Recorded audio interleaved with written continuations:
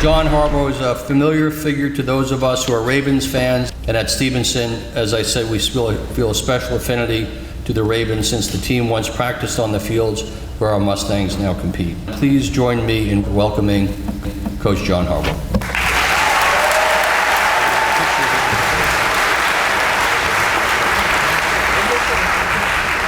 Thank you, Dr. Manning. I can tell you that you guys worked a lot harder for yours than I did for that.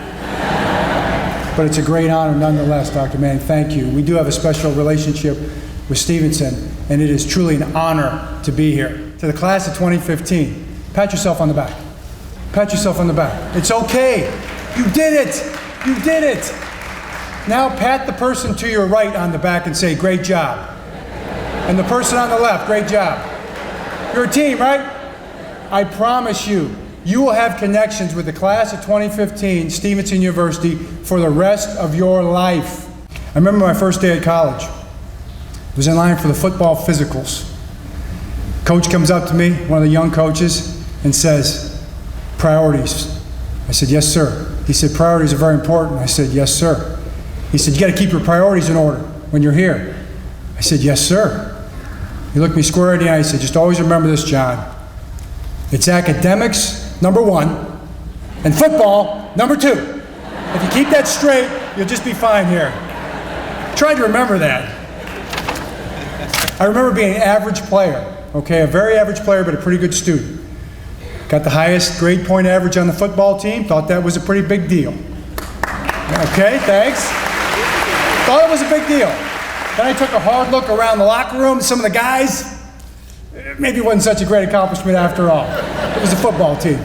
So I'm on my first job at Western Michigan University, working for my dad, wasn't paying me, got room and board at the house, got meals, okay? So I was working for free, but I was working for my dad as a coach at Western Michigan. And it's toward the end of the season, and we're playing down at Ohio University, and we're down by 6 points with about a minute left in the game.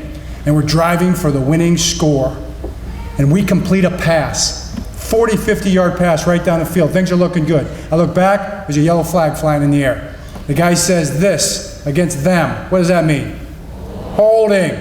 Oh, you gotta be kidding me. I did not agree with the call. Does that surprise you? We shook it off. Offense goes back to the line. We throw another pass down the field, completed again. What do we get? Holding again, the second time in a row. It's a conspiracy. So I ripped off my headsets, turned around, and threw them as far as I could. I can picture it to this day. Twirling like this, they flattened out like a helicopter, okay? Flying through the air over the team, they land right in front of the opposing team's band and the student section. So I throw the headsets, I turn around. That was my dad, the head coach. Looking at me, 2 eyes right there. You know what he said? Go get him. I'm like, what? He goes, the headphones. Through the team, in front of the band, in front of the student section. Can you imagine what they were saying? Showering down. I think the band like struck up a tune or something like that. I had to slink back. Never, have you noticed? Never since have I ever thrown headphones. Have you noticed that? Sometimes we learn lessons the hard way. But it's a very special moment. And I just appreciate having the chance to share it with you in your lives. You've worked hard. You've overcome adversity. You've built strong relationships that will last a lifetime. You've had fun, haven't you? Have you had some fun? I hope you have. I hope you've had the time of your life. I hope it's just starting. But now it's time to move on, right? And that's kind of what commencements are all about, moving on. Like Dr. Manning said, what's next? None of us gets to know that.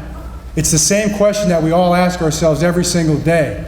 What's next, all right? It's not for us to know. But what is for us to know, or what is for us to do, is to make the most of it, whatever it is. There are no second chances in life. Let me say that again. There are no second chances at life. You agree?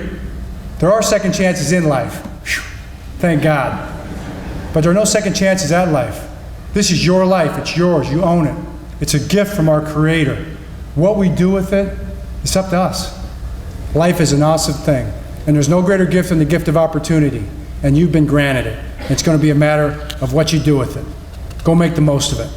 Thanks for your attention, and go Mustangs!